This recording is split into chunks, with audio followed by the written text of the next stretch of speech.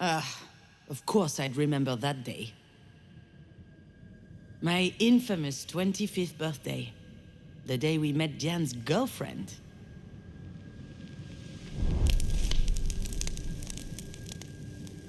The day we danced a little, ate a little, and drank too much. But most of all, the day everyone went home early because I set the kitchen on fire while making dessert. There's plenty about that night I never told Diane.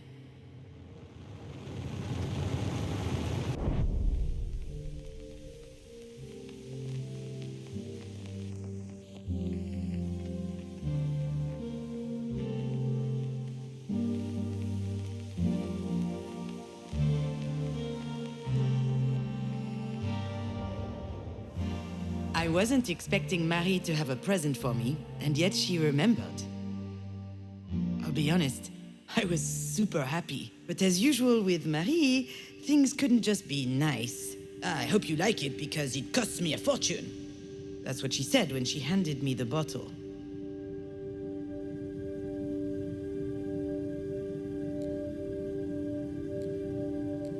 She could afford it too. She wasn't world famous yet, but her career was taking off, and with that, her taste became more and more luxurious. Me? Oh, I was light years away from all of that. I hate whiskey. I hated it then, I hate it now. That's how it works with Marie. Even when she does something for Diane and I, in the end, it's always about her.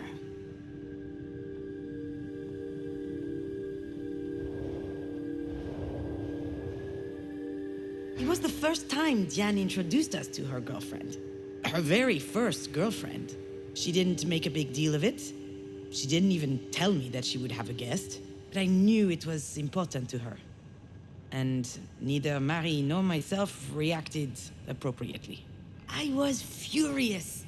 It's stupid, I know, but I wanted to enjoy my party. And she showed up with something important to share. All of a sudden, my 25th birthday seemed trite, unimportant. In fact, from the moment Diane and her girlfriend arrived, I no longer mattered to Marie. She rushed over to hug them both. I don't think I'd ever seen my mother so excited.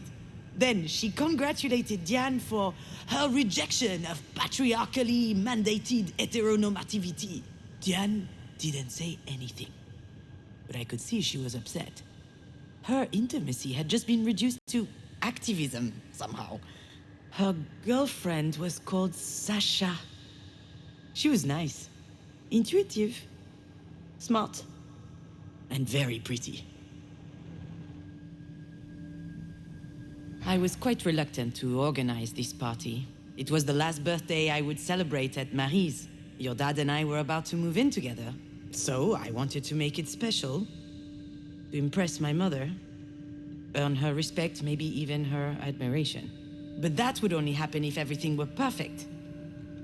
The fire made it a complete failure, but to be honest, she'd have found some problem anyway.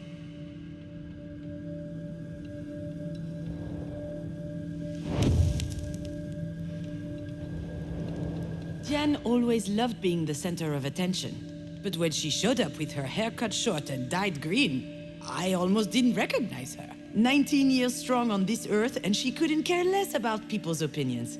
She was amazing to me. But I wonder if she was, at least unconsciously, trying to please Marie. It worked, by the way. Marie always had a soft spot for the rebels, and contempt for the rest. I don't think it made Diane any happier, though.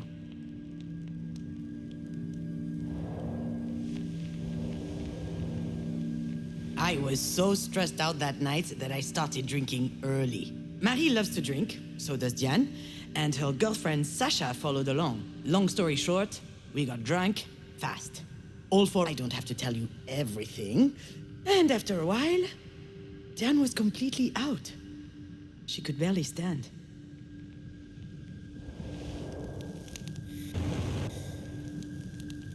When dinner started, Marie turned on the charm.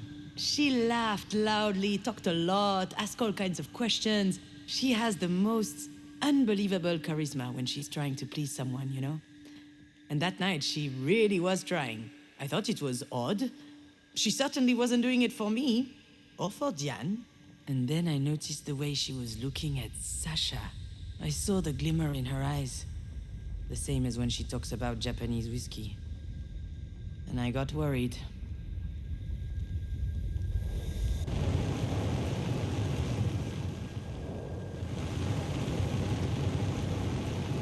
Alex called several times that night. He wanted to know how things were going. He had a hunch things would be tense, and he wanted to be my emotional hotline. I didn't answer. I wanted to fend for myself. It's why I didn't invite him in the first place. I'll admit, sometimes his support was stifling.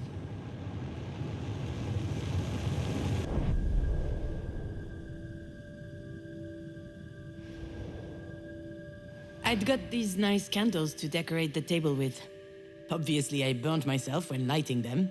To no one's surprise, that was typical me. Scaevus, they called me. It means clumsy in Latin. Marie coined that one. I didn't mind. Quite the contrary. In any family, everyone plays a role. You just need to find the one that suits you. And I like being the bumbling, fumbling one. That way, at least, the pressure was off.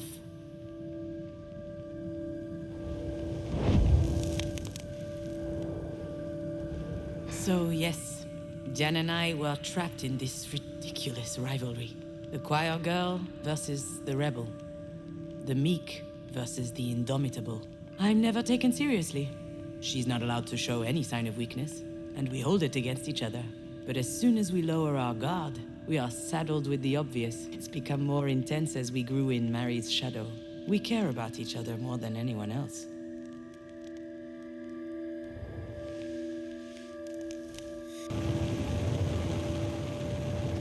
The flames went up very high, very quickly. Everyone ran into the kitchen. Marie, Diane, and Sasha. She didn't say anything. I just saw her wiping her lips as she came into the kitchen, and she looked at me funny. I said it was an accident. I was trying to brown the baked Alaska, but it got out of hand. No one questioned my version of events. The whole thing was just classic me. Alex wasn't there to defend me, and I just sucked it up. I never saw Sasha after that day. She and Diane broke up a few weeks later.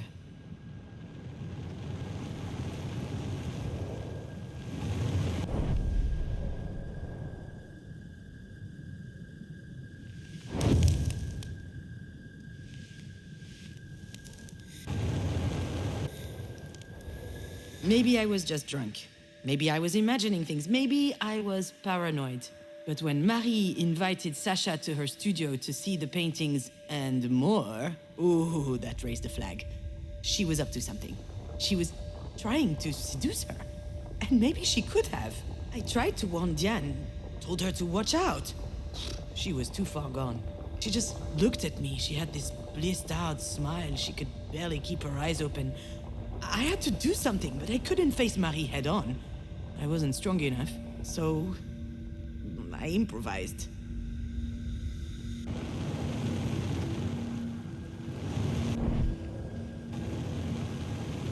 No one noticed the bottle of Japanese whiskey was completely empty.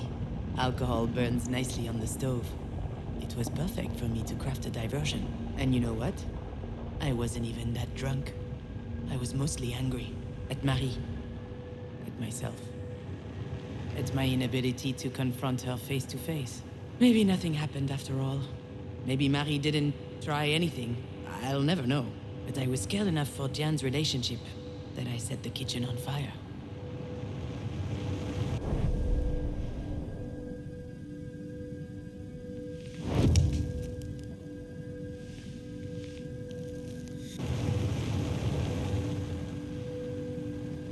I never told Diane what happened. She still thinks I'm a bumbling idiot. I can't tell her the truth, and she wouldn't want to hear it anyway. But what I did that night, I did out of love. Marie always said that you can't trust anyone in life. Well, in that moment, whether she knew it or not, Diane could trust me.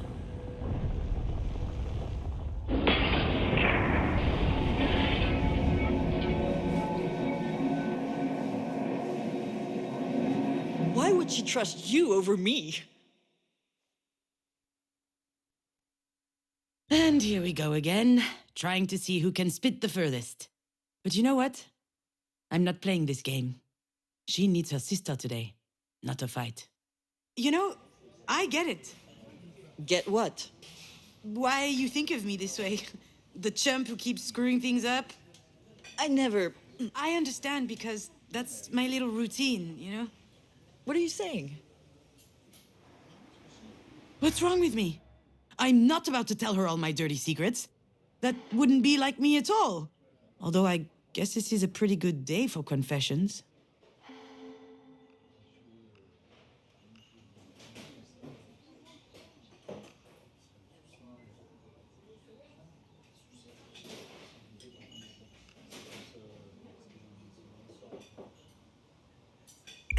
It's not easy existing between Marie and you. Between the overbearing artist and her gifted little go-getter. So I figured if I played the klutzy ditz, I wouldn't need to compete with either of you. If I'm so gifted, why the hell did I choose this grapefruit? This thing's disgusting. That's my dee-dee-doo. Open your heart a tiny bit and she gets all uncomfortable. I told you it's toxic! Understand this. We both know things can be tense between us. It would be easier if I could act like this is all her fault. Jan's competitive spirit is unmatched. She has to be the first in everything. You can make her a little stupid sometimes. Oh, just like when she was training for tennis, or when we did hamster races. Yeah, exactly. Racing hamsters. Pretty cool, huh? We had these hamsters for a while. We won them at the village fair. Marie hated them, but we were allowed to keep them as long as they were out of her sight. And Jan always wanted to race them. Hers was really slow. It lost every race. It was an embarrassment. She had this whole training regimen, but it wasn't enough. So she brought out the big guns. And one day, her hamster was hyped to the max. Absolutely smoked mine. And that night, he died. It wasn't hard to get the truth out of her. She'd fed him coffee drops. She was kind of sad, but not really. At least he went out on a win, she said. I could act like I wasn't anything like her. But that's not true. I just pretended that I didn't care. Truthfully, I also wanted to be the best. At the very least, I wanted to best her. As if we were always competing with each other, and it was exhausting.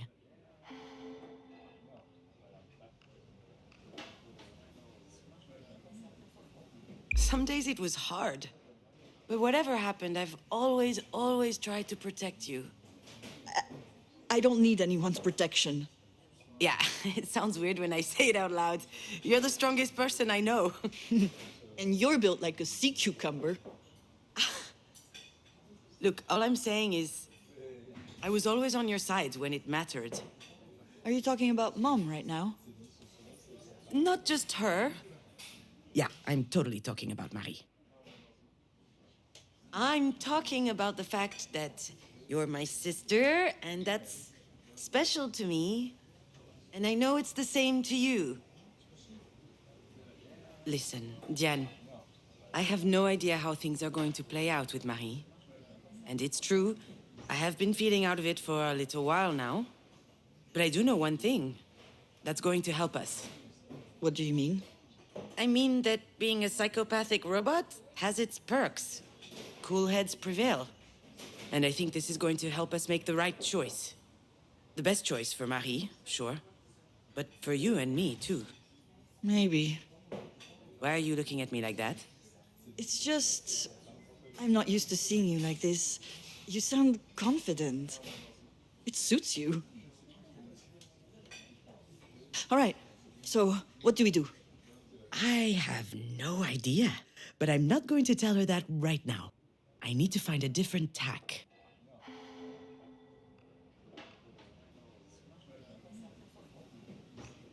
You know your mother. She's stubborn. A real trooper. So, I think we will have to wait and see. I can't. No, I just can't. I'm not going to sit here twiddling my thumbs. We don't have a choice, Jan. Of course we do. We need to stay on top of the doctors. They need to do their absolute best. Come to think of it, we're not keeping her in this hole. I'll call my dad. I'll bet he'll have a buddy in a private clinic somewhere. We're not leaving anything to chance. Why aren't you saying anything? You're with me, right? We need to fight, don't we? I don't know, Jan. What do you mean, I don't know, Diane? If we were in her place, you know very well what she'd be doing. She'd do everything in her power to make sure we pulled through. We owe her that as well, don't we? I can't take any more illusions of control. You can't always do something, you know? Running around all over the place, yelling at doctors won't help her just because we think it will. It doesn't work that way. It never does. Sometimes you just need to let go. Let go? Let go of what? See, Diane, maybe this is why Marie chose me. She knows that I can keep a cool head, that I don't let my emotions take over. Bullshit. You think this isn't your emotions doing the talking? You go on and on saying that Mom is the worst mother ever. Do you seriously not think you share some of the blame? What? What do you mean? You know very well what I mean. She could have died in that car. Marie was also in the car that day. You remember my little phone? I can't remember why. She was going to town for an errand, I think. I parked in front of her house. She sat in the front, and then... she was by my side when I woke up in the hospital. Jan's right. Marie could have died, and the doctor said that this sort of thing can happen due to trauma from years ago. So it's all my fault then? Are you saying that? All of this is happening because of me? Of course not. But since the accident, she's given you work. She's done her best to help you. And you just want to let her die? Shit, I'm not going to give up on her. If you hate her, that's your problem. You're out of your damn mind. Oh, come on. You're so transparent. Shut up! I don't want to hear any more of this. I'm leaving.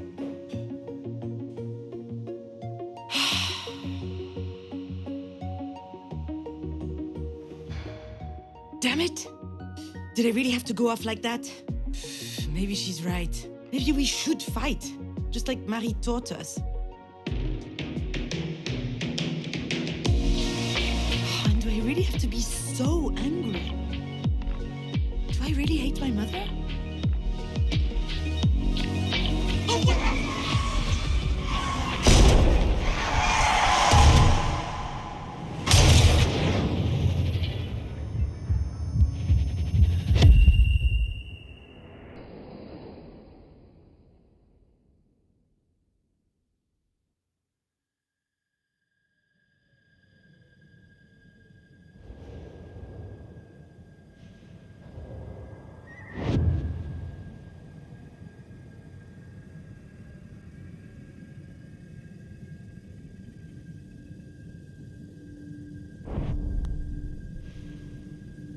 When will Dad get here? He'll get here when he gets here. Soon. Don't worry. I can't wait. Tomorrow we're visiting Buckingham Palace, and Lizzie says I'll get to taste real fish and chips and... Oh, sorry, Junon. I've never really been jealous of Diane's family. I was too fascinated by the concept of a family. That was an incredible discovery for me, and so beautiful to see. I was also worried for her. She had a dad and a stepsister. She had something to lose. I only had Marie, and Marie is immortal. So I was safe.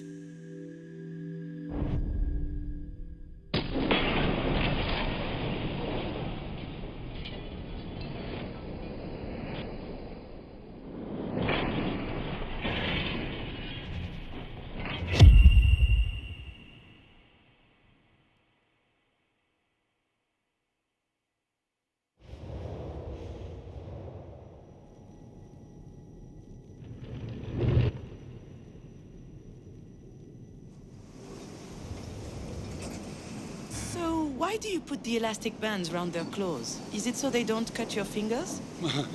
I appreciate the concern, but no, ma'am. Without the bands, they would just eat each other. When the guy said that, my mind jumped to my mother. She used to warn me about people and how dangerous they could be. Even me, she said. Don't trust me. Trust no one but yourself. Ah, it was exhausting.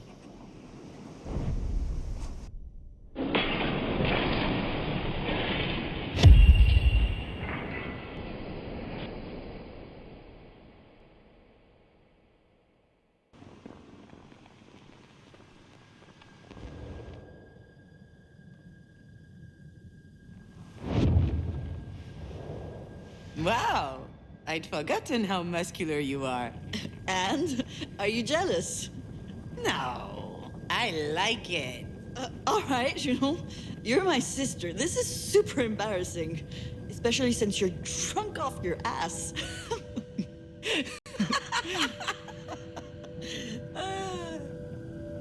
I've always found Diane's presence comforting.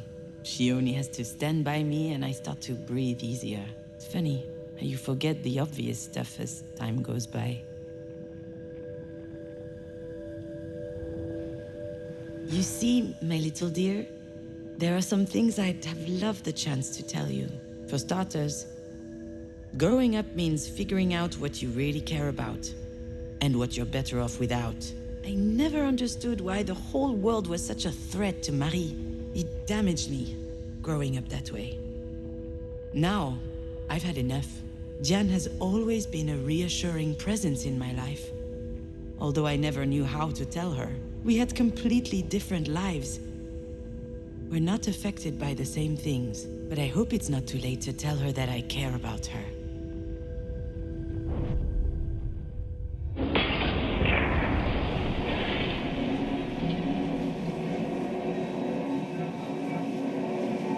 We owe her that as well, don't we? She's terrified, actually. My little sister. I need to comfort her. Show her that I'm here for her. That she's not alone. You know what? Right about now, there's nothing we can do for Marie. Nothing at all. But I know this bothers you, and I understand. But that's how it is. It's out of our control. So I'd rather pay attention to what matters the most. Family. And that's what exactly? It's you. You're my family, Jen. What about Mom? Marie is different. That's just how she is. She's... Sure, we're part of her life, but we can't expect much more than that. Marie, she's alone against the world. I think she'd be furious if she knew she was surrounded with Jesus stuff, or she's a staunch atheist. Pretty much an old-school iconoclast. The opposite of her mother, who was a real Bible thumper from what little I know of her. Hence, the biblical first name. After all, whether she admits it or not, Mom has one thing in common with the biblical Mary. Both of them had a child whose father was shrouded in mystery, which makes me baby Jesus? I'd prefer not to end up dead on a cross, though. Well, considering what she's been through. As a kid, I mean. What is she talking about? What are you talking about? How do you know what she went through as a kid? Did she talk to you? Once. One night. I didn't really understand. Her dad left when she was like 12 years old. She basically raised her brothers and sisters on her own. Hold on, what? She has brothers and sisters? I guess so. And she's the oldest. And at some point, she burned bridges with everyone. Forever. Oh, wow. Did I know this? I kind of remember, but it feels like a blur. Have we talked about this before? Did I forget that too? That's not what's important right now. You know, Diane, I don't think that Marie has anyone. Not really. She doesn't want to. She can't. She doesn't know how to trust. True. That is the one thing that's beyond her reach. But it's not beyond ours. We need to trust each other, otherwise we're screwed. You understand? Of course I understand. I've spent years trying to get her to pay attention to me. And I don't feel like fighting all the time. Not against you, anyway. We don't have to anymore. What? You mean, now that she's fucking dying? No, I mean, we can decide to do things differently. We don't have to play by her rules, where everyone's out for everyone. Kill or be killed. I think that's... I don't know. It might be her history, but it doesn't have to be ours. I'm not even sure she even believes it herself, actually.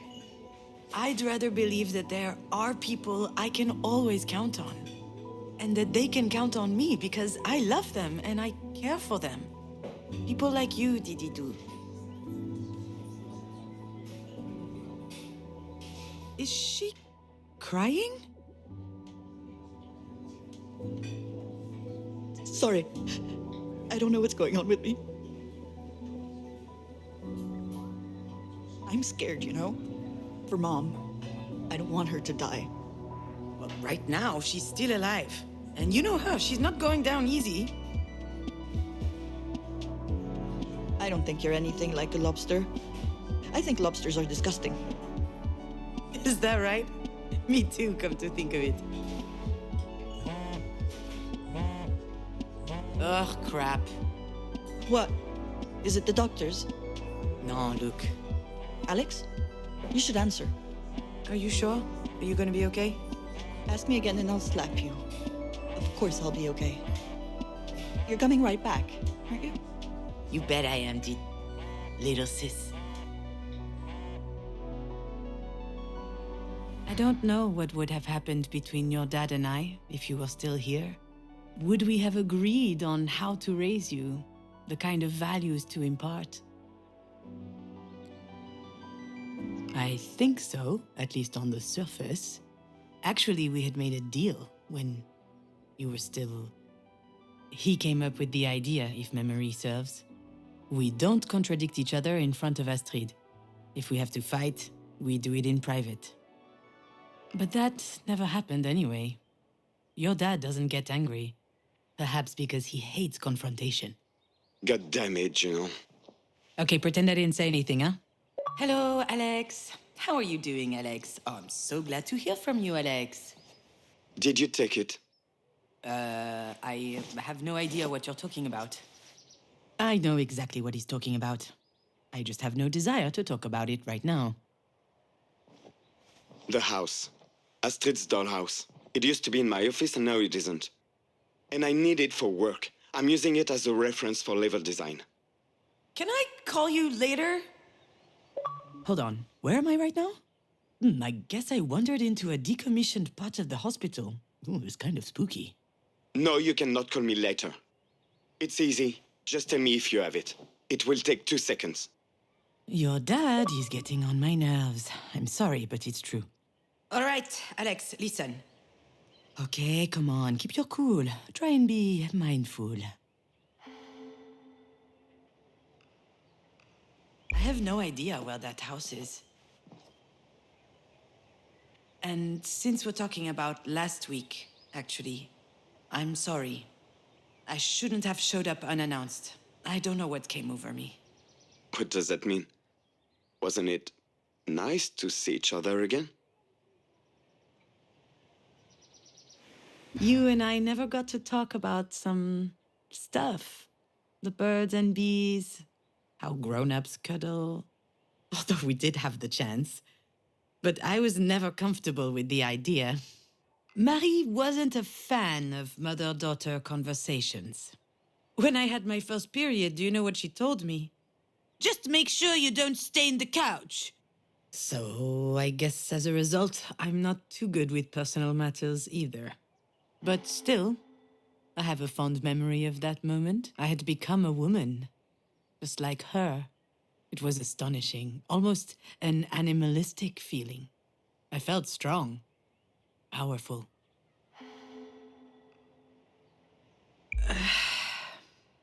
It was very nice. But it was also completely stupid. Don't say that. Why are you saying that? You know why. We can't be doing this. Things are different between us now. They don't have to be. Things could even be better. Stop it.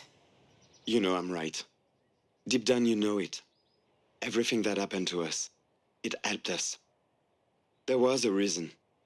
Maybe all of this means we are supposed to come back together, stronger. Bullshit. Why? What about Pauline? Pauline is great. I'll talk to her. It will be hard, but she'll understand. What will she understand? That your crazy ex has suddenly decided to return after dumping you, after she killed your... Don't even go there. That's a really stupid idea, Alex. People don't change. And you know how I am. I do. I've known since day one. We met in high school, as juniors. It feels like a lifetime ago. We only had one class in common. Film studies. And we had completely opposite tastes. But I immediately liked something about him. Alex loved big US blockbusters. I, on the other hand, swore by art house movies like Tarkovsky, Bellatar, Kieslowski. I lived by these little nuggets which tickle your brain. Also, Marie's cultural snobbery had imprinted on me. I was trying to impress her. But one day, your dad dragged me to the movies to see The Notebook. My whole world changed. I had a newfound passion for critiquing romantic comedies. Let me tell you, there's a lot to critique. We spent hours on end in Alex's bedroom. I'm sure his parents thought we were having sex. They were a charming couple, always smiling. They let Alex do whatever he wanted. I was super jealous. We watched tons of movies, lying on his bed, chomping on candy. I was obsessed with film. It felt like discovering a new world. And when I requested a boring 3-hour movie, the next day we would play a video game. Actually, it's not as lame as it sounds, I promise. Don't you think about it? Don't you miss it? Don't you want everything to be just like before? I think...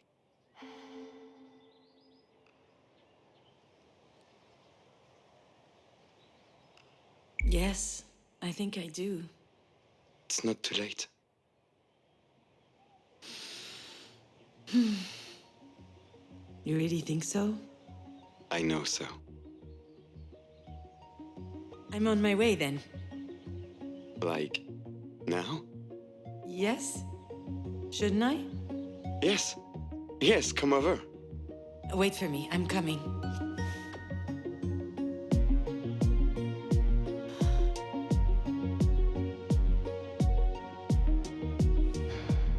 After all, why not? Maybe he's right.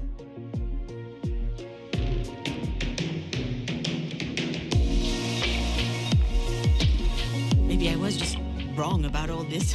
That wouldn't be the first time I screwed up. The three of us were so happy together. Maybe Alex and I can still be happy?